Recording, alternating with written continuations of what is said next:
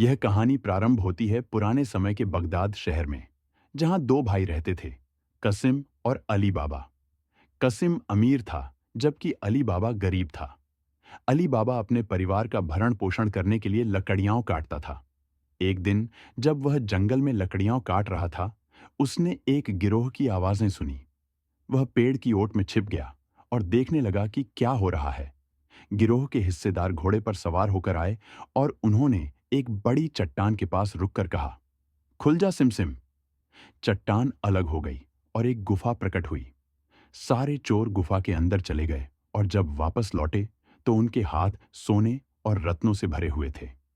चोरों के चले जाने के बाद अली बाबा ने भी वही वाक्यांश दोहराया, खुल जा सिमसिम, और गुफा में चला गया।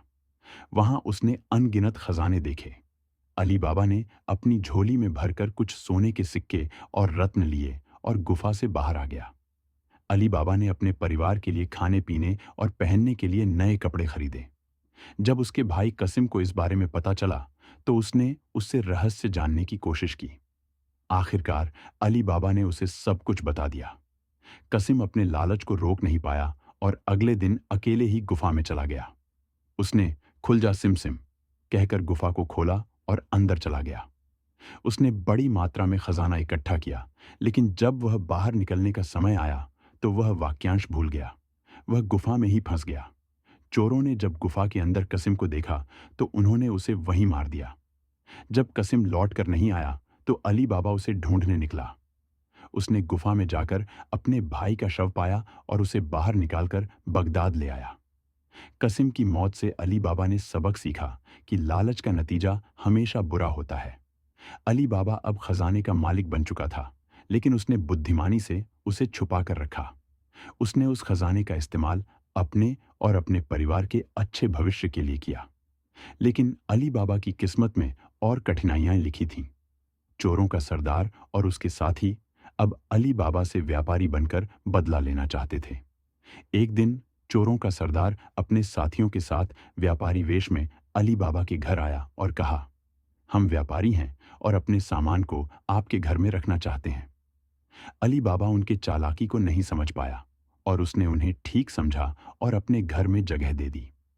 चोरों का असली इरादा रात में अली बाबा को मारने का था, मगर अली बाबा की नौकरानी मर्जीना ने इस चालाकी को भांप लिया। उसने एक तरकीब सोची और चोरों का ध्यान भटकाते हुए अपने बुद्धिमानी से सभी चोरों को बेहोश कर दिया। रात के समय मर्जीना ने अली बाबा को सब कुछ बताया। तब अली बाबा ने चोरों को उनके ही जाल में फंसाते हुए उन्हें बंदी बना लिया। चोरों का सरदार भी पकड़ा गया और अली बाबा ने उसके साथ मर्जीना की शादी कर दी, जिसने उसके परिवार को बचाने में महत्वपूर्ण भूमिका निभाई थी। इस प्रकार अली बाबा अपने परिवार के साथ सुखपूर्वक रहने लगा। उसने मर्जीना की मदद से अपने खजाने का सही उपयोग किया और गरीबों की सहायता की। उसने सिद्ध कर दिया कि ईमानदारी और बुद्धिमत्ता के साथ काम करने से सभी बाधाएं पार की जा सकती हैं। उनकी कहानी एक उदाहरण बनी कि जब ईमानदारी और नेक दिली से काम किया जाता है तो कठिनाइयों का सहज पार होना निश्चित है। अली बाबा की अमीरी और मर्जीना की समझदारी से उनका परिवार हमेशा खुशहाल रहा।